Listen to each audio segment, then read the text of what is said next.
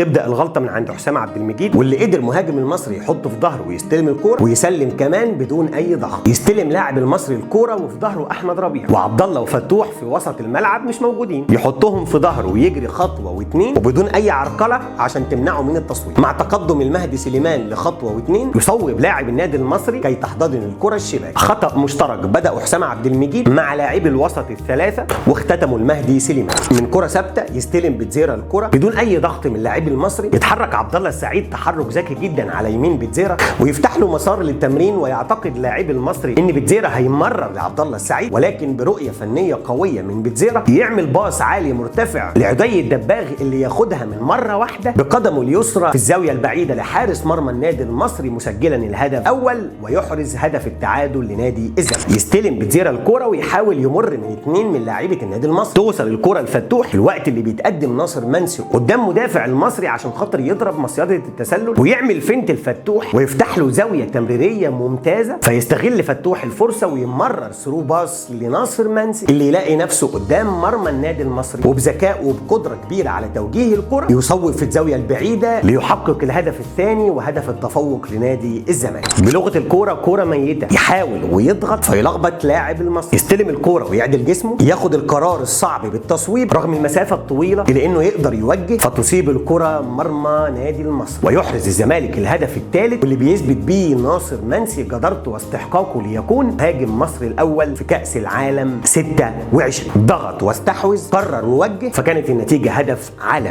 كره ثابته من عبد الله السعيد اتحرك ليها حسام عبد المجيد، يعمل فنت في منتهى الذكاء على لاعب النادي المصري اللي توقع ان عبد المجيد هيتحرك لناحيه معينه، حاول يسبقه بجسمه لان حسام كان اذكى وعمل فنت واتحرك للناحيه الاخرى، ففضل نفسه مساحه وقدر يقفز من فوق الجميع حقيقا الهدف الرابع لنادي الزمالك.